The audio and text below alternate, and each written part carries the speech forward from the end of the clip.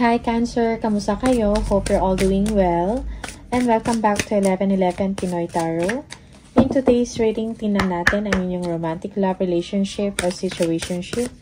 Ano yung energy ng person mo towards you and towards the connection. Cancer, energy ng person mo towards you and towards the connection.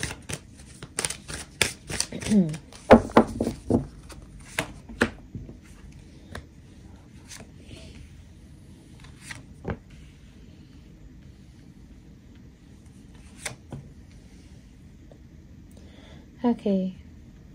Parang nami-miss ka ng person mo, Cancer. Okay? Siguro, temporarily, nagkalayo kayo or hindi kayo magkasama. Okay? Pero, yes, yung person mo parang nasistress na, no? About the situation dahil sa inyong absence or siguro parang wala kayong oras masyadong mag-usap or hindi kayo nagkikita. Something like that. Okay? Also, this person, no? Siguro, while you are away or merong separation dito, nagkakaroon siya ng clarity, okay? Like, parang, yeah, it's like you are the one, no? Parang irreplaceable ka para sa kanya, okay? Siguro parang, wala na siyang makita pa na katulad mo, something like that, okay? So, parang nakikita niya yung value mo with your absence, alright? Tingnan natin. From the tarot, energy ng person mo, Cancer, towards you and towards the connection.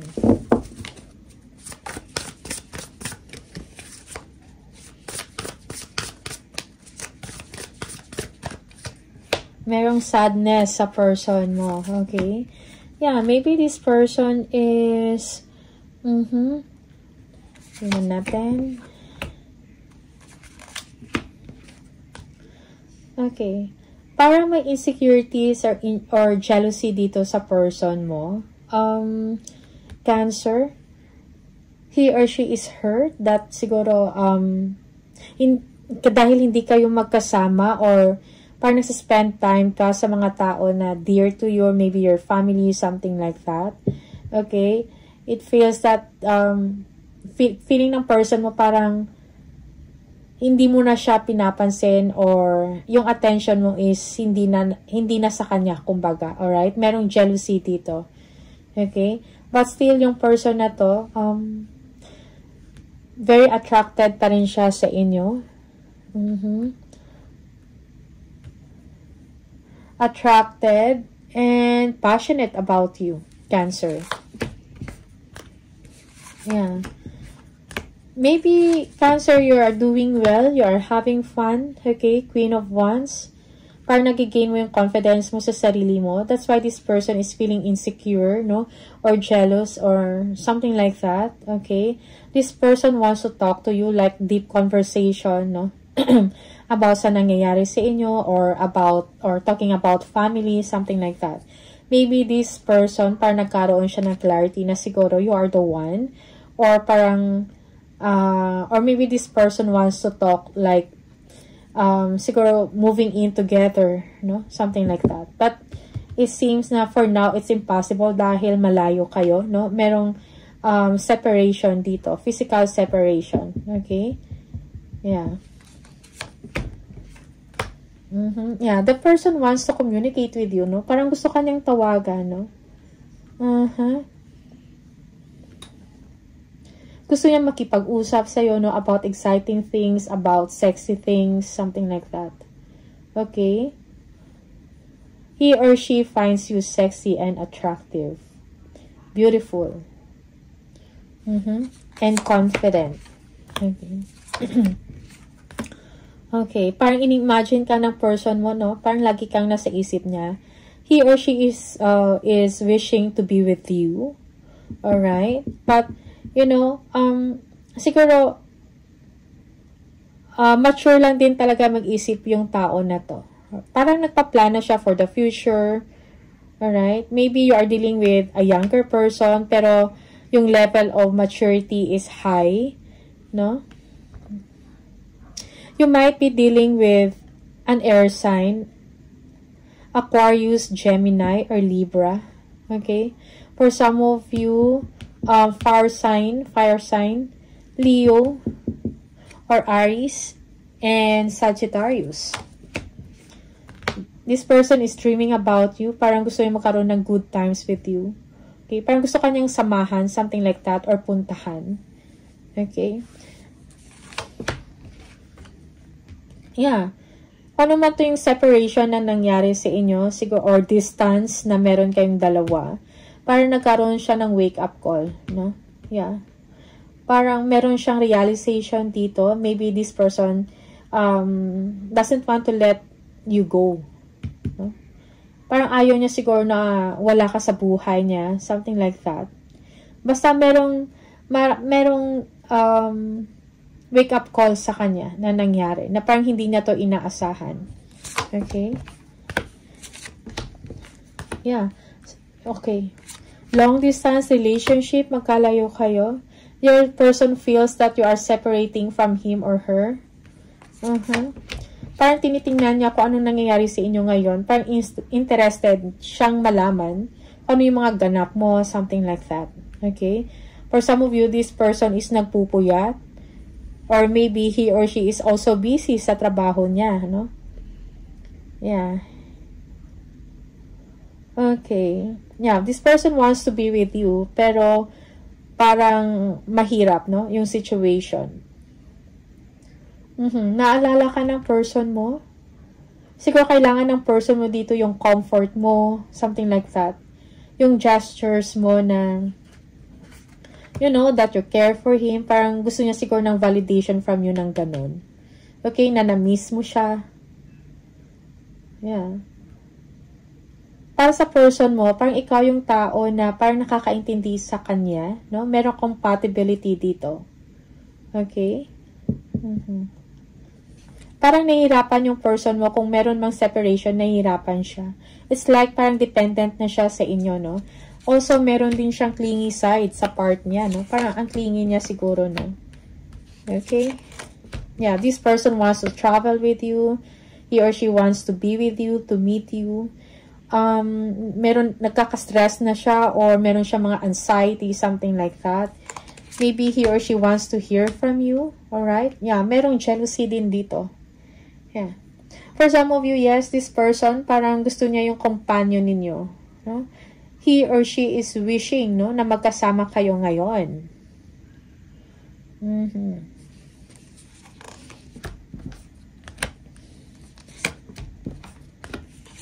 Alright. Yeah. Oh, your person is heartbroken or disappointed, frustrated, something like that. Maybe he or she is lonely. Okay. Yeah, this person wants a relationship with you, like commitment, no? No. Kung ano man yung meron kayo ngayon, parang gusto niyang deep relationship pa or mas matagal. Maybe actually this person is thinking about marriage already. Okay?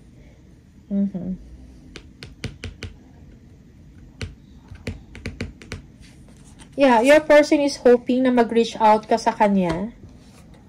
Okay.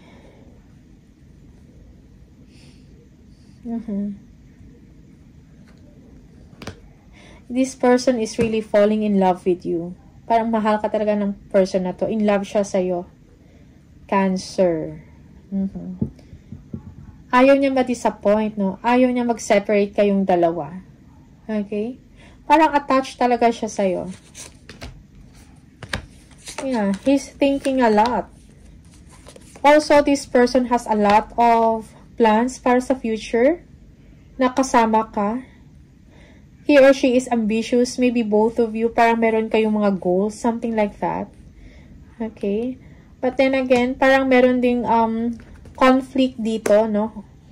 Yeah, for some of you, this is competition. Maybe your person is jealous of someone. I mean, merong jealousy. Okay? Siguro iniisip ng person mo, parang meron ka ng, meron kang kinakausap or kinakasama na iba. Okay? And maybe you are feeling available to someone. No? So, parang yun yung iniisip ng tao na to sa inyong Cancer. Okay?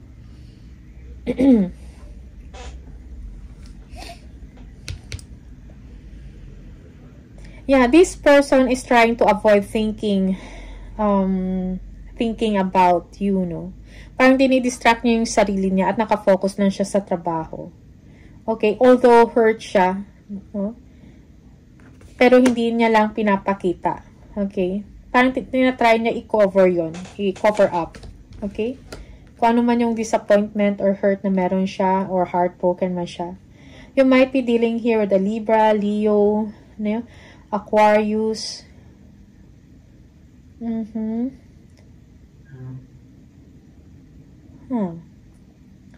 This person has a lot of strength, no? Parang independent also din, no? But attached talaga siya sa iyo or clingy, no? Although independent siya, strong person siya, pero deep inside, meron siyang malambot, no? Na puso, something like that. Parang ikaw yung weakness niya. I think this person, kailangan niya maging patient, no? Maging confident sa sarili niya. At the same time, he or she needs to remain to be patient, no? Controlled and disciplined. Yeah, this person is very attracted to you. Parang para sa kanya, parang gwapong-gwapo siya or gandang-ganda siya sa'yo. Something like that. Also, this person is thinking about getting you pregnant. Okay? Yeah. Also, this person is thinking of giving you gifts, no? Or money, something like that. Or para magkaroon kayo ng, or maybe thinking about stability sa inyong finances, no? Once, maybe kung buntis ka na or something like that. These are the energies. Just take what resonates for you, okay? Minsan, reverse yung role, no? Baliktad kumbaga. Okay? This person, kailangan niya maging pasensyoso or pasensyosa sa sitwasyon. Kailangan niya maging kalma. Siguro din, no? Kailangan niya din i-prioritize kung ano yung mas kailangan or mas ano yung uunahin. Okay? Yeah, this person wants to have a family with you, Cancer, no? Merong compatibility talaga dito sa inyo, no? Maybe it's like you are best friends. No, tapos parang nag-turn lang into lovers. Nice. Parang para sa kanya, ikaw yung person na nakakaintindi sa kanya. Or it's the other way around. Parang ikaw to, Cancer, no? You feel that way na parang siya lang din yung tao na parang nagko-comfort sa'yo, no? O parang nakikinig sa'yo. You feel secured about this person. Parang ikaw yung nagpapakalma, siya yung nagpapakalma sa'yo. Okay? Or it's the other way around. No? Ikaw yung nagpapakalma sa kanya. Yes, this person is bored and lazy right now. Yeah, thinking kung ano na yung mga nasa isip niya.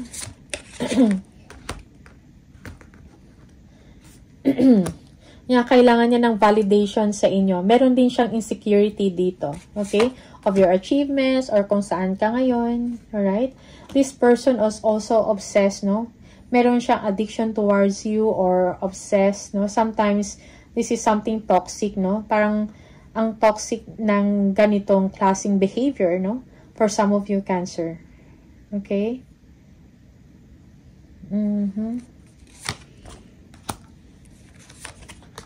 This person wants to work things out with you, no? Gusto niya talaga, siguro gumagawa siya or nagmamanifest siya ng something na magkakasama kayong dalawa. Okay?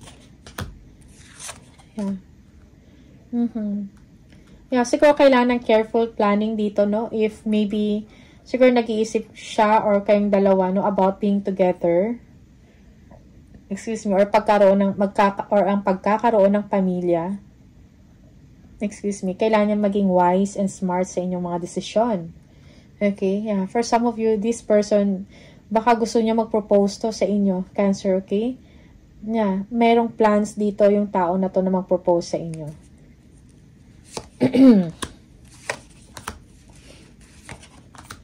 Yeah, this person also wants to be a man, okay? To take charge of everything. Okay, parang ikaw yung wish fulfillment niya. Okay.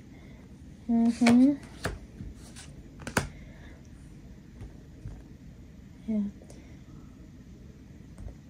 Paano man tong mga doubts na to, okay? Sometimes this person is, parang may doubt siya or may fears siya, no? Siguro natatakot to. I mean, gusto niya ikaw, no? Like, magkaroon ng family, no? Gusto niya mag-propose. Pero somehow, meron din siyang insecurities or fears, no? Na nararamdaman. Okay? Yeah. Kailangan ng person na to ng confidence and stability sa kanyang mga desisyon. Stability also sa kanyang emosyon. Okay? And kailangan niya ng plano, no? Right or proper planning. Or, alam mo yun, para sa stability ninyong dalawa. If ever, no? Na magkaroon kayo ng anak or family. Okay? This is for some of you.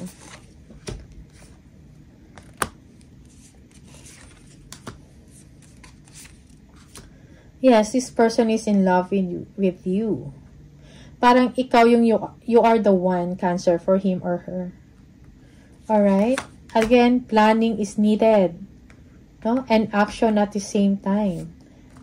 No? This person is a dedicated person, a faithful one. Parang sincere siya. Medyo mabagal lang, no? Yung progress or yung parang siya yung tipo na slowly but surely. Okay? He or she is a hardworking person also.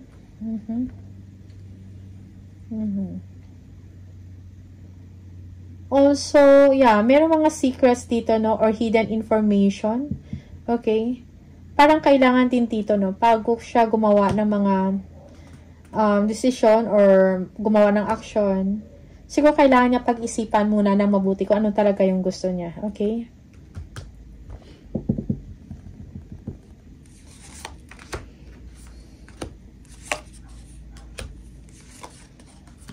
Yeah, this person, no, kailangan niya pa-stabilize ang kanyang finances, no?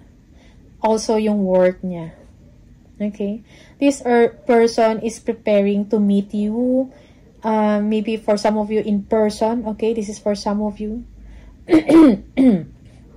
Or this person is parang nag-i-invest or nag-iisip na siya, no?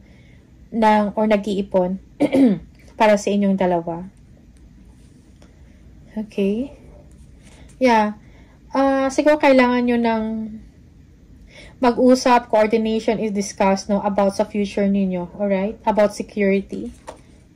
Sa finances ninyo. Okay. Yeah. So, 10 of Wands. Parang ang daming mga responsibilities or kailangan pang gawin, no? Bago kayo gumawa ng mga action. Alright, Cancer?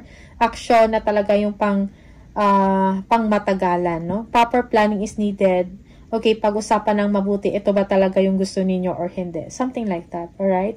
Because for some of you, parang may mga financial obligations pa dito or may kailangan pang i-prove, no? Or stabilize yung finances or trabaho, something like that. Before you decide on something important sa life ninyo. Okay? As a couple or, or para sa inyong relasyon. Okay? Just take what resonates for you here, Cancer. Ano yung para sa inyo dyan? Tingnan natin. Additional message for Cancer. Yeah, this person also wants to provide for you and protect you. Or parang gusto niya ipakita, no? Yeah, he's a responsible person. He or she is a responsible person. Okay? Parang gusto kanyang suportahan or gusto kanyang tulungan, no? Mag-provide sa inyo monetarily. Okay? Yeah. For some of you, merong malaking age gap dito, King of Pentacles. Sa inyong relasyon, sa inyong dalawa. It might be na mas bata siya kesa sa inyo. Okay? Or mas bata ka kesa kanya. Something like that. Okay? Maturity also is needed here. No, kailangan nyo din maging wise. No? I feel you leaving me behind. Yeah. So, yeah, feeling ng person na to, no, parang hiwalayan mo siya or lalayo ka sa kanya. Something like that. My life is not as together as it seems. I will wait for a sign from you. Yeah. Maybe this person is waiting for you to communicate with them, no, or magparamdam, no. Yeah. I left you before you could leave me. Yung iba sa inyo parang this person, parang nag-focus na lang siya sa work niya, no, sa ginagawa niya, instead of waiting for you. Okay? Just being near you is intoxicating.